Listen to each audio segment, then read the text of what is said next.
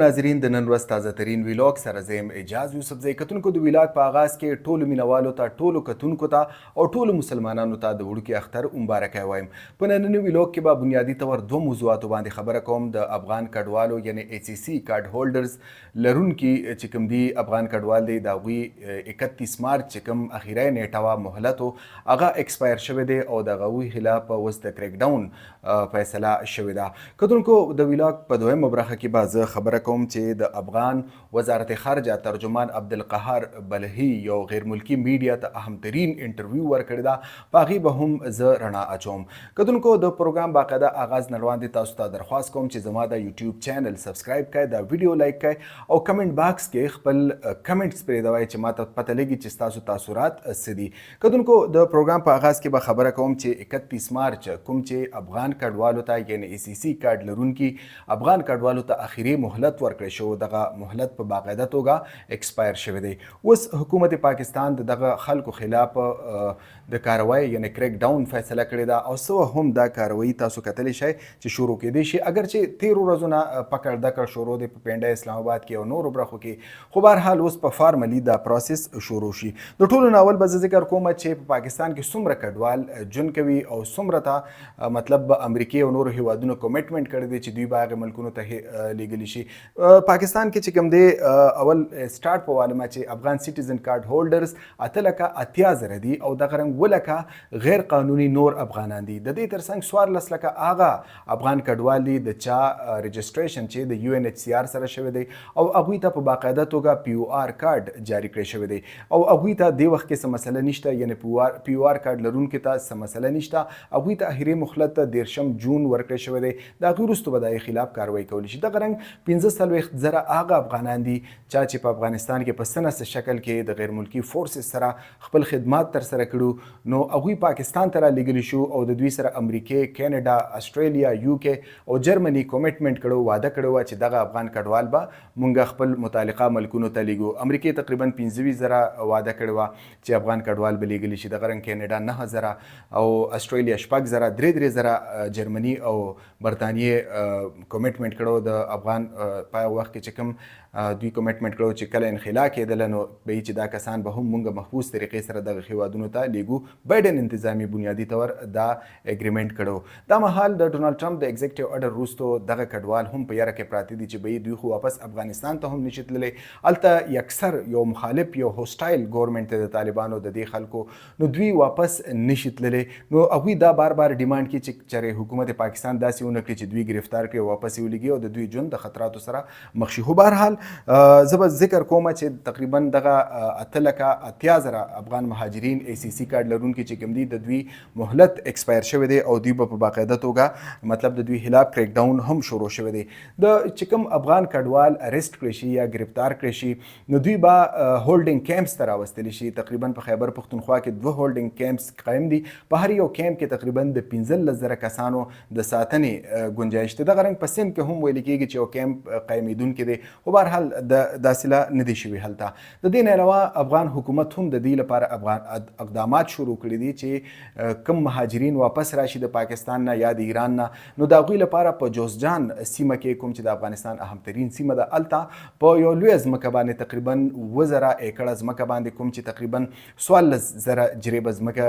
جوړیږي، د دې یو کیمپ جوړ کړی دی، یو غټه کالوني یو قسم له جوړه کړې ده. ویل کېږي چې دا کډوال به هلته میشته کېږي. د دې سره یعنی د افغان حکومت سره یو شمېر هیوادونو، خلیجي هیوادونو مطلب قطر وغیره د دوی سره د کومک وعده کړې ده چې به دغه کډوال به دوی یوازې نه پرېږدي. کتونکو پاکستان ولې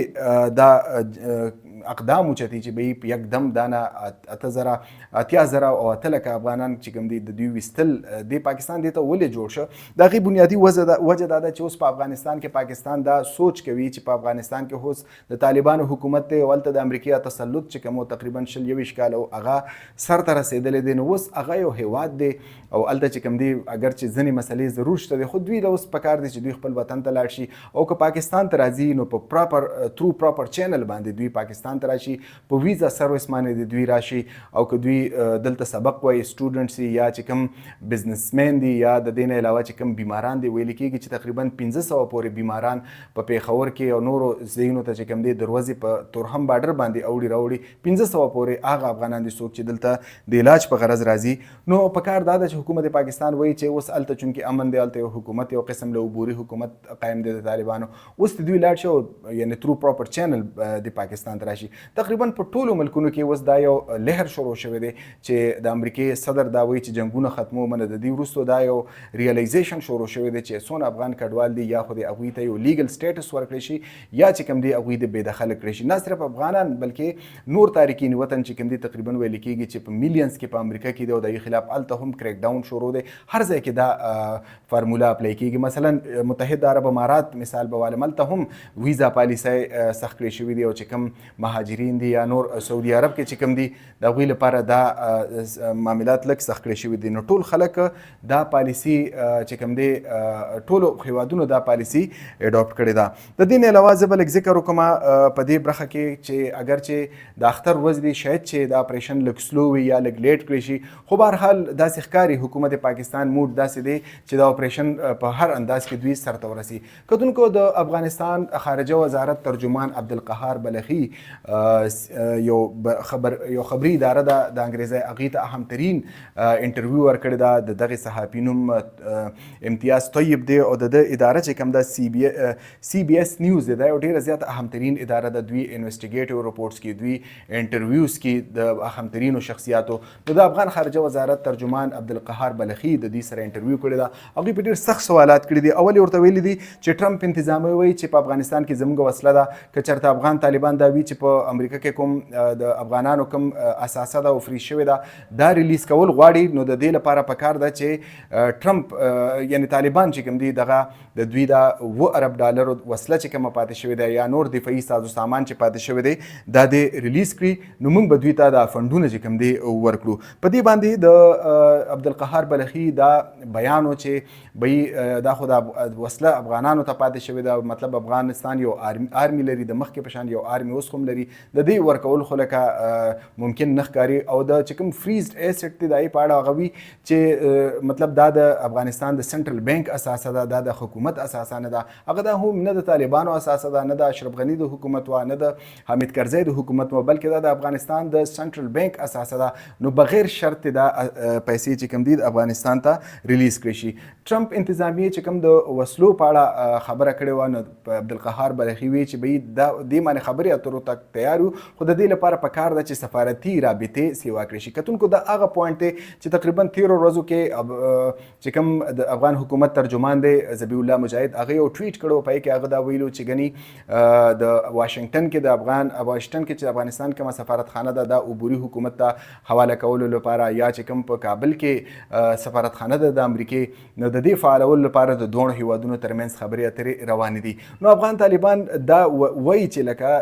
د هغوی تقریبا عبدالقهار بلخي وی چې د 40 هیوادونو سره یعنې د 40 هیوادونو سره د هغوی تعلقات سفارتي تعلقات بحال شوي دي. نو که امریکا هم څه مطلب څه کنسرن لري، څه خدشات لري، نو هغوی د هم د افغانستان سره سفارتي تعلقات قایم کړي، نو په دې ذریعه باندې هر څه ممکن کېدلی شي. د ټولو نه اهمترین سوال پیدا وشو چې په افغانستان کې څومره هم قیمتي معدنیات دي، آیا امریکې ته که ټیکه ورکول وي یا امریکا په دې کې انټرست ساتي، نو تاسو به یې ورکړئ لکه څنګه چې تاسو وي چین ته دا ټیکې ورکوئ. نو عبدالقهار بلخي دا وویل چې به هر یو ملک ته موږ دا ورکوو، خو قانون به د افغانستان لاګو کېږي، یعنې په دغه کانټریکټس باندې به د افغانستان شرایط او د افغانستان قانون لاګو کېږي. د دې نه علاوه د زنانو د حقونو په اړه یعنې د شپږم نه چې کوم اباو کلاسونه دي په هغې کې د جینکو د تعلیم په بندیز باندې هغه دا جواب ورکړ چې دا د افغانستان داخلي مسله ده. خو زه په دې حیران یم چې آیا دا څنګه داخلي مسله ده چې ته یو مکمل